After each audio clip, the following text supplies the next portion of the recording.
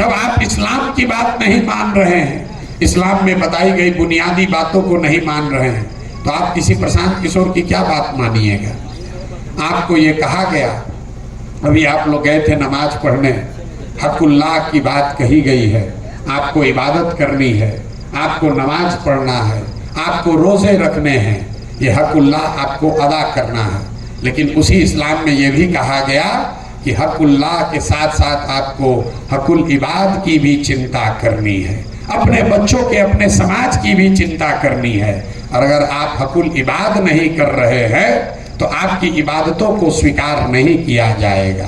तो आपको तो अपने बच्चों की चिंता ही नहीं है, आपको लालू जी के बच्चे की चिंता है, प्रशांत किशोर की चिंता है, मोदी जी कैसे हारेंगे जीतेंगे इसकी चिंता है, लेकिन अपने बच्चों की कैसे पढ़ाई होगी इसकी चिंता नहीं है।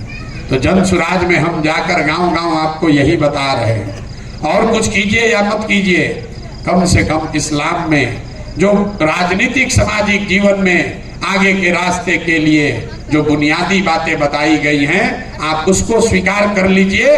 आगे का रास्ता अपने आप आपको दिखेगा, विकल्प भी दिखेगा और आपको सफलता भी मिलेगी। लोग कह रहा है भैया यहाँ MY समीकरण है, हम आपको अब सब सुनने के बाद मुसलमान कहता है ना बात तो ये अच्छी है, लेकिन चुनाव कैसे जीतेंगे, तो हम आपको 2 मिनट में बता देते हैं चुनाव कैसे जीतिएगा।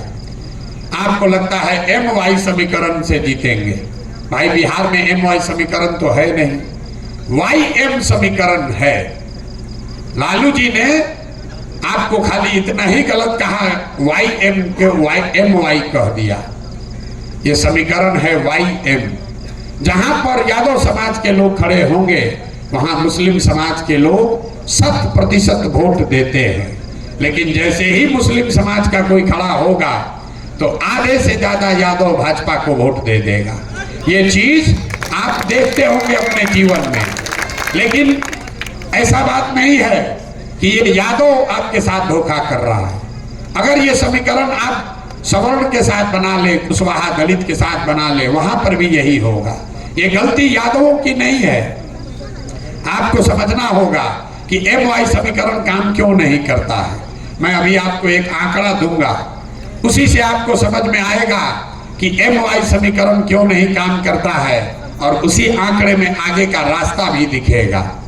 पूरे देश में जब भी आपको लगे कि भैया कोई हिंदू नहीं बचा, सब भाजपाई हो गया, तो इसको याद रखिए कि देश में 80% हिंदू रहता है। इस देश में हिंदुओं की आबादी है 80% और भाजपा को वोट मिला है 36%। इसको याद रखिए, भाजपा को वोट मिला 36%, मुसलमानों ने भाजपा को तो वोट दिया नहीं। तो अगर 80% की आबादी में भाजपा को 36% वोट मिला है, इसका मतलब है कि आधे से ज्यादा हिंदू आज भी भाजपा को वोट नहीं करता है। कौन हिंदू भाजपा को वोट नहीं करता है? आपको वही पहचानने की जरूरत है। जो गांधी के विचारधारा को मानने वाला हिंदू है, वो किसी जाति का हो, वो यादव हो या ब्राह्मण, कुशवाहा हो या दलित, गांधी को मानने वाला हिंदू विचारधारा के आधार पर भाजपा को वोट नहीं करता है। जो बाबा साहब अम्बेडकर को मानने वाला हिंदू है, वो भी भाजपा को वोट नहीं करता है, वो किसी जाति का हो। जो कम्युनिस्ट विचारधारा को मानने वाले हिंदू हैं, वो भी किसी जाति के हों, वो भाजपा को वोट नहीं करते हैं। और जो लोहिया जयप्रकाश के समाजवाद को मानने वाला हिंदू है, वो भी भाजपा को वोट नहीं करता है। और यही वो 4 विचारधारा है जिन्होंने मुसलमानों के साथ मिलकर आजादी की लड़ाई लड़ी थी। तो अगर इन 4 विचारधारा के मानने वाले हिंदुओं के साथ मुसलमान सामाजिक राजनीतिक गठजोड़ बना ले तो 40% हिंदू और 20% मुसलमान, आप हुए 60 और भाजपा हुई 40, और उसी से भाजपा को बिहार और देश में मुकम्मल शिकस्त दी जा सकती है। यही वो फॉर्मूला है जिससे भाजपा को हराया जा सकता है, जाति के आधार पर नहीं, हिंदू मुस्लिम के आधार पर नहीं, विचारधारा के आधार पर। आपको ये समझना है, आपकी लड़ाई भाजपा से नहीं है। आपको तो यही नहीं समझ में आ रहा है कि लड़ाई आपकी है किससे। लोगों को लगता है कि आपकी लड़ाई मोदी से है, भाजपा से है। हम आपको बता रहे हैं आपकी लड़ाई भाजपा से नहीं है, आपकी लड़ाई है संघ से। संघ वो व्यवस्था है जो विचारधारा आधारित व्यवस्था है जिससे आपकी लड़ाई है। वो भाजपा जैसे दल को पैदा करता है, वो मोदी और योगी को बनाता है। तो आपकी लड़ाई है एक ऐसी विचारधारा आधारित व्यवस्था से जिसको गांधी मैदान में रैली करके नहीं बनाया गया, एक दिन में चुनाव के लिए नहीं बनाया गया। उस व्यवस्था को बनाने में उस विचारधारा के मानने वाले लोगों ने 50 वर्ष से ज्यादा 3 पीढ़ियों ने जद्दोजहद करके उसको बनाया है। तो अगर संघ की विचारधारा से लड़ना है, अगर गोडसे की विचारधारा से लड़ना है, तो आपको हमारे पास एक ही हथियार है। वो हथियार है महात्मा गांधी की विचारधारा को फिर से पुनर्जीवित किया जाए, क्योंकि वही विचारधारा है जिसमें गांधी, अंबेडकर, समाजवाद और कम्युनिस्ट विचारधारा के मानने वाले लोग मुसलमानों के साथ मिलकर उन्होंने गांधी के नेतृत्व में देश की आजादी की लड़ाई लड़ी थी। गांधी देश का आजादी का लड़ाई कौन लड़ा था? इसी 4 विचारधारा के लोगों ने लड़ा था, आपके पूर्वजों के साथ मिलकर लड़ा था। मुसलमानों ने और इन 4 विचारधारा के मानने वाले हिंदुओं ने मिलकर लड़ाई लड़ी थी। तो अगर आपको नई व्यवस्था बनानी है तो विचारधारा आधारित व्यवस्था बनानी पड़ेगी। खाली वोट देने से कुछ नहीं होगा, किसी को जिताओ किसी को हराओ, इसी चक्कर में लगे हुए हैं। मुसलमानों ने राजनीति को वोट देने से ज्यादा कुछ समझा ही नहीं है। आपके लिए राजनीति चुनाव के दिन का बटन दबाना है। किसको बटन दबाना है? कभी आपने ये नहीं सोचा महात्मा गांधी इतने बड़े लीडर, देश को आजाद कराया, उन्होंने कभी आपसे वोट नहीं मांगा। आपसे हमसे वोट लेकर गांधी जी ने देश को आजाद नहीं कराया, मौलाना आजाद ने वोट लेकर देश नहीं आजाद कराया।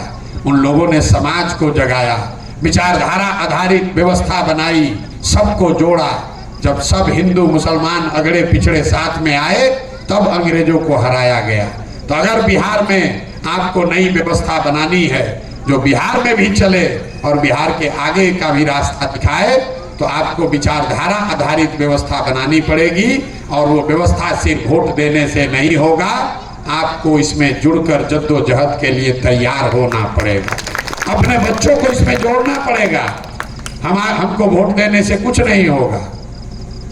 आप जिस व्यवस्था से लड़ रहे हैं वो संघ हर दिन संघ देश में 1 लाख शाखा लगाता है, 1 लाख शाखा लगाता है, नए नए बच्चों को अपने विचारधारा से जोड़ता है। मुसलमान जो हैं पूरे देश में 20 करोड़, आप यतीम खाने चलाते हैं, आप मदरसे चलाते हैं, लेकिन यहाँ बैठे जितने लोग हैं, आप एक संस्था का नाम बताइए जो मुस्लिम बच्चों को राजनीति सिखाती हो। आप अपने बच्चों को राजनीति नहीं सिखाते हैं, तो भाई आप लड़िएगा कैसे? संघ हर दिन 1 लाख शाखा लगाकर बच्चों को राजनीति सिखा रहा है, और आप सोच रहे हैं कि कोई रहनुमा ऊपर से आ जाएगा, गांधी मैदान में रैली होगी, हम लोग सब जाकर वोट दे देंगे और भाजपा खत्म हो जाएगी। ये नहीं हो सकता है।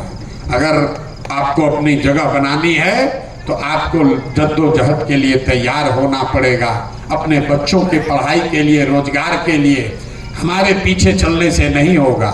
मौलाना आजाद पंडित नेहरू के कांग्रेस में नहीं थे, मौलाना आजाद उस कांग्रेस में थे जिसमें पंडित नेहरू भी थे। आप प्रशांत किशोर के जनसुराज में आएंगे, उससे कुछ नहीं होगा।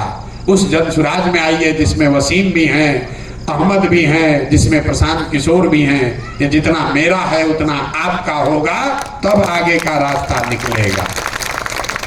और हम में और ओवैसी साहब में क्या फर्क है? ओवैसी साहब भी कह रहे हैं कि मुसलमानों को अपना नेतृत्व खड़ा करना चाहिए। फर्क बस इतना ही है कि हम भी वही कह रहे हैं कि नहीं, मुसलमानों का नेतृत्व किसी मुसलमान समाज के आदमी को ही करना होगा। लेकिन फर्क ये है कि ओवैसी साहब ये कह रहे हैं कि मुसलमानों का रहनुमा मुसलमान समाज का कोई व्यक्ति होगा जो अपने दम पर खड़ा करेगा। और जनसुराज ये कह रहा है कि मुसलमानों का रहनुमा कोई मुस्लिम समाज का लड़का होगा, लेकिन वो लड़का होगा जो 4 विचारधारा के मानने वाले हिंदुओं को साथ में लेकर चले, वही आगे का रास्ता निकाल सकता है। अगर वो नहीं करेंगे तो आप 20 हो जाइएगा, भाजपा वाले 80 हो जाएंगे, आप उसको कभी नहीं हरा पाएंगे। यही वो रास्ता है। आप वोट जिसको देना चाहते हैं दीजिए, लेकिन इमामगंज में आपके पास एक अपॉर्चुनिटी है, एक ही फायदा है आपके पास, क्योंकि आप अगर वोट देते हैं, जितेंद्र पासवान को, जनसुराज को दे दिया वोट, उससे आपका कोई फायदा नहीं है। लेकिन एक चीज होगा, जब यहाँ का बैलेट बॉक्स खुलेगा, जब ईवीएम खुलेगा और वहां पर राजद वालों को दिखेगा कि यहाँ 5 वोट मिला या 10 वोट मिला, या मुसलमानों ने वोट हमको नहीं दिया, तो पहली बार आपके द्वारा पूरे राज्य में मुसलमानों को ये मैसेज जाएगा कि इमामगंज के मुसलमानों ने ये तय किया है कि अब हम लोग मुफ्त में किसी लालटेन में किरासन तेल बनकर जलने के लिए तैयार नहीं है।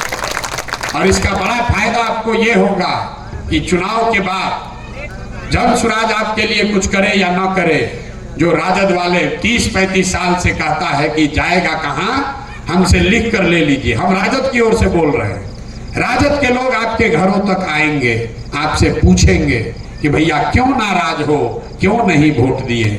क्योंकि अभी वो सुन रहा है कि मुसलमान जनसुराज की बैठकों में जा रहा है, लेकिन उनका अहंकार इतना है, वो जानता है कि मुसलमान जाएगा कहां,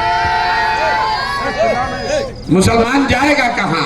वो समझता है कि कितना भी बात हो जाए, कितनी भी तकरीर हो जाए, रोके गा के हंस के गाली दे के मुसलमान वोट लालटेन को ही देगा।